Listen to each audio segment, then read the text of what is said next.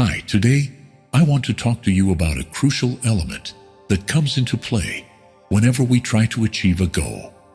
It's something that acts behind the scenes without us noticing, and very often it's what trips us up when everything seems to be going well. I'm talking about the external environment. Let me explain. By external environment, we mean all the things that are part of the outside world that we deal with in our daily lives. The people we spend time with, the places we frequent, everything we're constantly in contact with, essentially everything we interact with. All these elements make up the external environment, and they influence us. Now answer this question. Think about how much the external environment influences the way you approach life and the achievement of your goals. Try to give me a percentage from 0 to 100. Well, you should know that, according to my personal experience and all the work I've done so far, the environment influences us by 60%. It's a really high percentage, but there's a reason behind it, and we'll see it shortly. Now, let's move on to a key concept. Whatever you focus your attention on during your life will automatically influence you. Anything you linger on while walking down the street or talking to someone, any detail you observe, anything that catches your attention automatically influences you, because at that moment, it's as if you're opening the door to your unconscious, letting in whatever is outside without resistance. On the other hand, when something doesn't interest you, the door to your unconscious remains closed, so you're indifferent to it. In fact, you don't even remember it. For example, during a car ride, no one remembers exactly all the billboards and signs they see along the way. But if something specific catches your eye and you linger on it, you'll certainly remember it. And that's when it starts influencing you. Just think about advertising, which works exactly like that. It simply comes up with the most imaginative ways to grab your attention, to make you pause on a piece of text or message, and make sure that this unconsciously enters you and influences you to buy something. Obviously, it's not just advertising that influences us. Everything people say, our friends, everything external we interact with does too. A special mention must go to social media, which is a very particular case because of the way they're structured. Think, for instance, of TikTok or other similar platforms.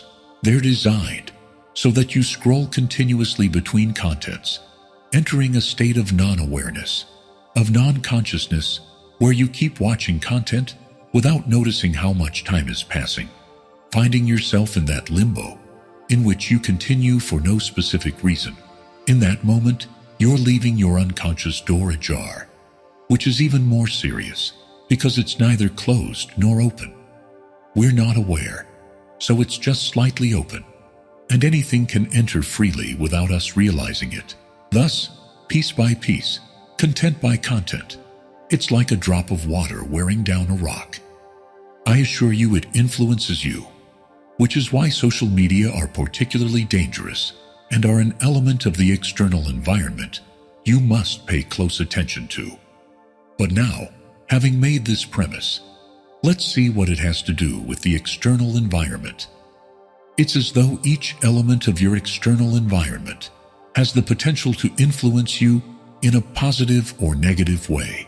So if you're surrounded by positive elements, it will be easy to focus on something positive that then influences you positively, motivating you and giving you strength to move toward your goals. Conversely, if all the factors at play are negative, well, when you place your attention on something in the external environment, it will definitely influence you negatively, demotivating and holding you back. This carries even more weight, especially when we're down, because as long as we're moving forward, running fast, it's easy. But when we fall, many times we need something external to help us get back up, to help us rediscover our motivation. That's why it's vital to create for ourselves an environment with positive elements we can cling to. Now, we can easily represent the external environment by comparing it to wind forecasts, because wind is represented by many arrows, which would be the elements in our environment that have a certain intensity and direction. In this way, a distribution of the wind's overall trend is traced out. In our example, it's like each factor of the external environment is an arrow with a certain direction, so it influences you positively or negatively, and with a certain strength or magnitude. From here we see how the wind current can push us in the right direction toward our goals, or constantly hold us back. And this is where the biggest difference lies. Either your effort bears fruit and becomes tangible results and accomplishments, or you remain stuck in a limbo you can't escape. That's why the percentage I told you at the beginning is so high, because it actually represents the current or wind pushing the boat of our life. For this reason, it's essential to understand which elements make up your environment and know how to manage them, transform them, change them to your advantage as you see fit. You influence the external environment, even if it doesn't seem like it, even if it seems like everything out there is totally out of your control. But in reality, you're the one who chooses your friends. You're the one who chooses the places you go for leisure, or to work out, or for anything else. You choose the objects you have around you, which form part of your homes. Obviously, a home environment filled with negative elements, like reminders of debts to pay, etc., won't help you build confidence or motivation. Instead, handle those tasks differently, perhaps by using a planner, and surround yourself with an environment of prosperity and abundance, displaying the awards you've received, the successes you've had. It's a very different scenario. And finally, you're also the one who chooses your routine. Speaking of routine, we'll return to that later, because it's a very particular discussion that deserves some focus. Certainly, you can't control every element of the external environment, but you can change most of them, so you can work on that. Furthermore, even those you can't control can still be used to your advantage. On this channel, we'll look at all the specific techniques to draw energy from external elements that you can't change. The fact is, there are two factors that contribute to achieving a goal. The first is the oar and the boat you use. The second is the sea beneath you, the current or wind at play. Make sure you have a good oar, a good boat. That's the work you need to do, the commitment you need to make. And then, the other work is to build an environment, a current in which you can sail. It's one thing to wake up in the morning and find that everything outside your door is against you. It's quite another thing to wake up and find 1,000 reasons to keep moving forward. You must make sure your life becomes the latter. Besides, you can't afford to have a current working against you, forcing you to work so hard just to accomplish a small goal. It's not worth sacrificing your life for. So if you find yourself stuck, if you don't know how to move forward, devote a precious part of your time to understanding whether the environment around you is the right one. Always try to figure out what is the perfect, ideal environment for your goal. And if you need to change something, do it. If the problem lies outside, in a particular group of friends, or certain elements related to your job, identify those elements, identify those factors, and change them. Try to modify your environment and have courage. You need courage to do it, but you can find courage within yourself. Otherwise, you wouldn't have that goal in the first place. If you think about it, I also want to tell you something else. We mentioned routine, and it's actually very, very relevant, because it's a sequence of actions automated actions that represent a constant force pushing you in a certain direction every morning. If we talk about morning routine, or every night, if we talk about an evening routine, for example, in the morning, as soon as we wake up, our body gives us a nice burst of energy. This happens because in ancient times, you needed to be active to get food. Well, don't waste this energy by immediately using your phone to scroll or read messages. First, do some activity that allows you to put yourself into play. Listen to a podcast, read a book, do physical exercise, better yet, go running, meditate, do stretching. All these activities let you make use of your energy right from the morning. So by the time you face your daily routine, you will already have accomplished something, and you'll feel victorious. This is an example of a routine, and thus of changing your environment, which is very, very advantageous. I suggest you consider it. Your dietary and exercise routine is also important.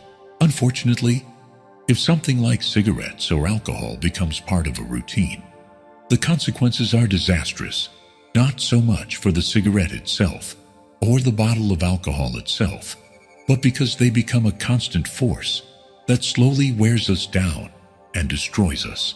Please think about this, because you could radically change your life just by making a simple change to your routine.